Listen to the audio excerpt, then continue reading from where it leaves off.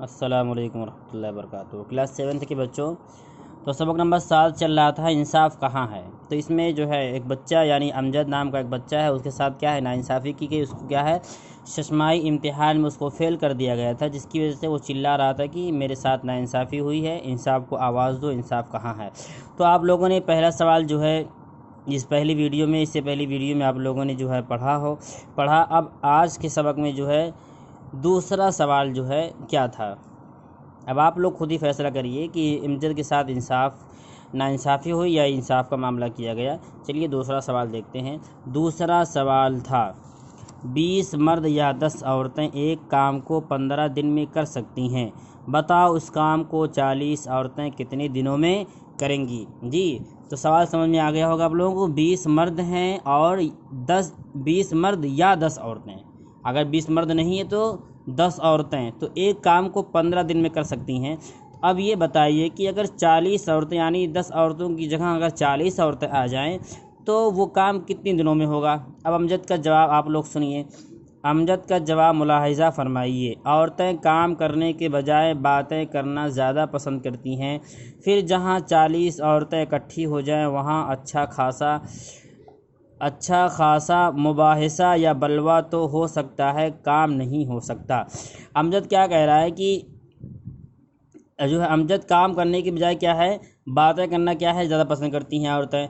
अब ये बताइए कि जहाँ 10 औरतों के बजाय 40 औरतें आ जाएंगी वहाँ तो अच्छा खासा क्या है मुबाहिसा यानी जो है आपस में तू मैं होती रहेंगी। और जहाँ तू मैं होंगी वहाँ काम नहीं होगा, बल्कि क्या है आपस में झगड़ती ही रहेंगी।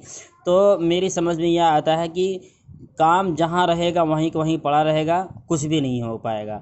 ये कह रहा है काम नहीं हो सकता, इसलिए हमारी राय में वो काम वहीं रहेगा जहाँ 40 औरतों के आने से पहले था। यानी जो है 40 औरतें जब नहीं आई हुई थी, जो काम जैसे था वैसे को वैसी हूबहू वैसे ही पड़ा रहेगा, कुछ नहीं हो पाएगा। अगर यकीन ना आए तो तजर्बा करके देख लीजिए।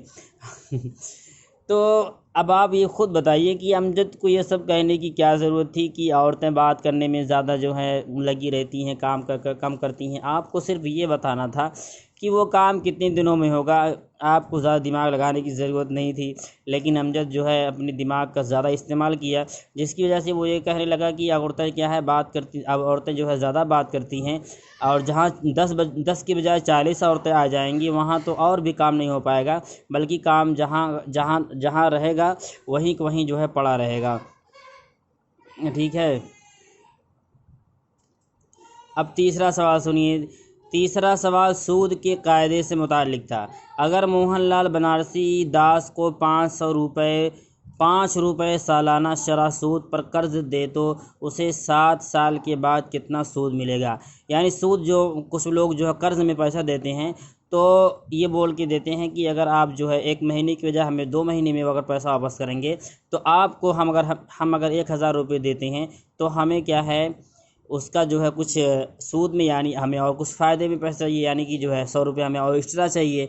तो यही पूछ रहे हैं कि अगर मोहनलाल बनारसी दास को 500 रुपये और 5 रुपये सालाना शरह सूद पर कर्ज दे तो उसे 7 साल के बाद कितना सूद मिलेगा।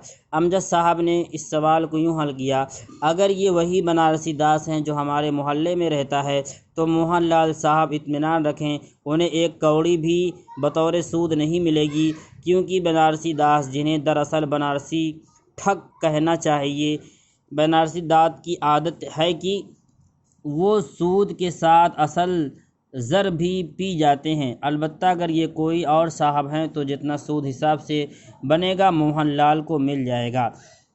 जी, अब उनको ये क्या ज़रूरत थी जो हम अगर ये हमारे गांव का जो है बनारसी दास है तो वो कुछ भी नहीं देगा। हाँ, बल्कि तुम्हें तो सवाल का जवाब देना था, ज़्यादा दिमाग लगाने की ज़रूरत नहीं थी। अब ये बता रहेगा अगर वो हमारे गांव का है जो है वहाँ बैठा रहता है, वो अगर उसको किसी ने कर्ज दिया है तो वो एक भी पैसा नहीं देगा। अब अगर कोई दूसरा अगर बनारसी दास है तो भाई वो सूद के साथ पूरा का पूरा पैसा दे देगा। तो ये अमजद का तीसरा सवाल था। तो मेरे मोहतरम आज का सबक इतना ही है। अब इंशाअल्लाह कल चौथे सवाल का जो है जवाब आप लोग को मालूम होगा, फिर इंशाअल्लाह जो है अल्फाज मानी सवाल जवाब लिखवाए जाएंगे। ठीक है। अस्सलाम वालेकुम रहमतुल्लाह।